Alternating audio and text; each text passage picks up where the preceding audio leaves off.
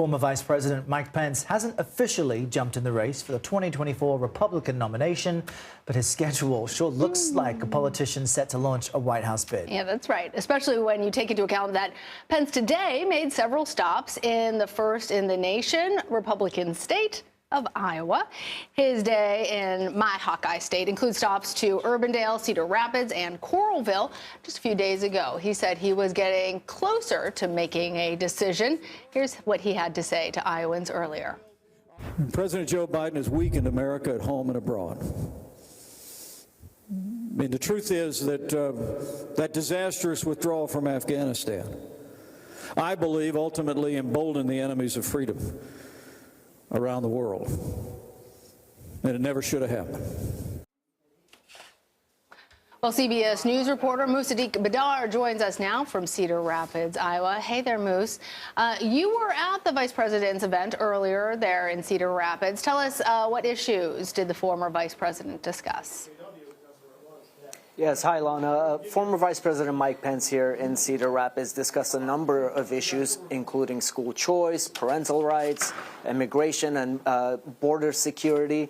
But he also touched on a number of larger themes, including the need for new leadership and thinking about tackling problems in this country from a different perspective. And hearing former Vice President Mike Pence talk about these bigger themes, bigger issues, it sounds a lot like he is getting ready to jump into this race. He sounds like a potential presidential candidate. And he said that the country needs new leadership, new perspective. And he also said that Iowa is going to lead the way. This is his second trip to this state this month. He was here earlier this month for a foreign policy-focused event, but here today, his events in the Des Moines area and in the Cedar Rapids area have a lot of focus on meeting with local counties, shaking a lot of hands here in the small room. He walked in and met with everybody at the tables. And then another topic that he also discussed here today was foreign policy. Of course, the war in Russia and Ukraine was a big topic.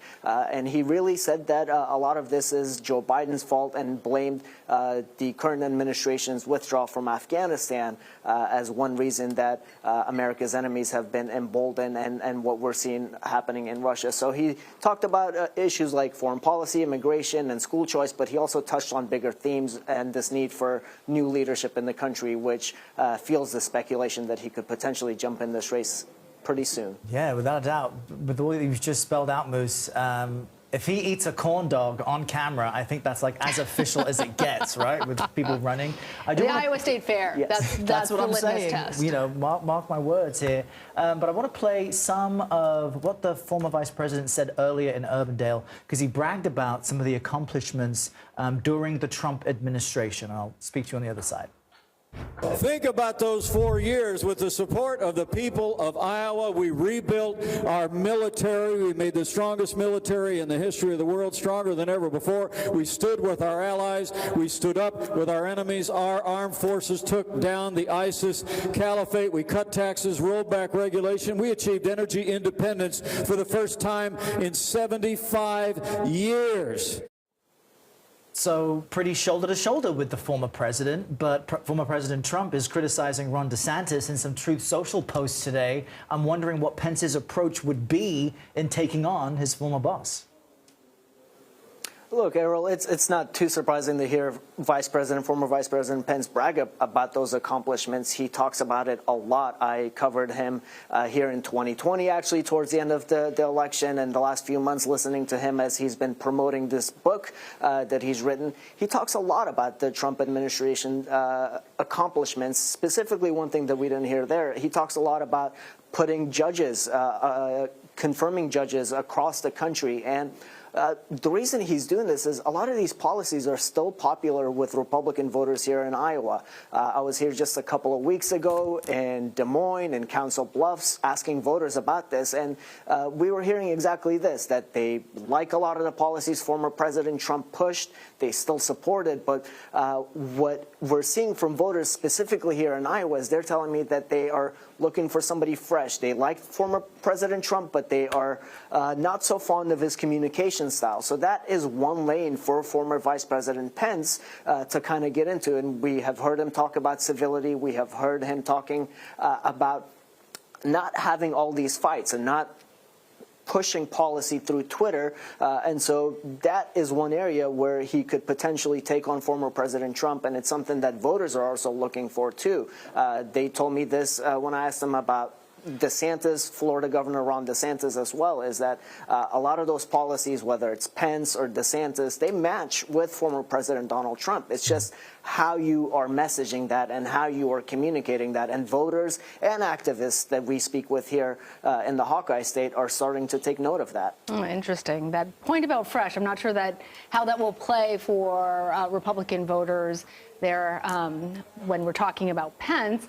But on that head-to-head point, I understand that reporters asked Pence about the federal judge's decision to make him testify before a grand jury investigating former President Trump's efforts to overturn the 2020 election. How did Pence respond to that question?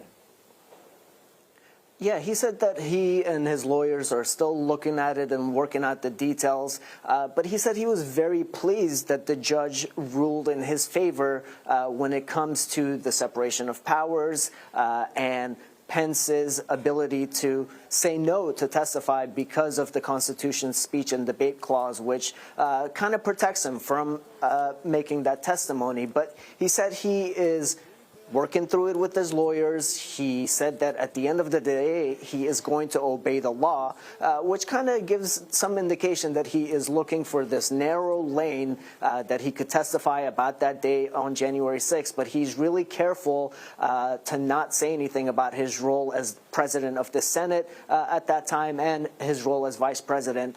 So he says he's working through it with his lawyers. He's communicating with the special counsel and trying to find a way where he can protect the Constitution, as he says, the separation of powers, but also be forthcoming. He said that at the end of the day, he's going to obey the law, and he is working through it with his lawyers, and he said he'll have a decision on that in the coming days. So we will keep you posted on that. Yeah, really interesting updates there, Moose. It looks like you're outside a restaurant. Lana suggests you should eat what before he leaves the state? Ooh, I would say, where are you, Moose? He's Cedar Rapids, right? I'm in Cedar Rapids. I am open to suggestions. I haven't had lunch yet.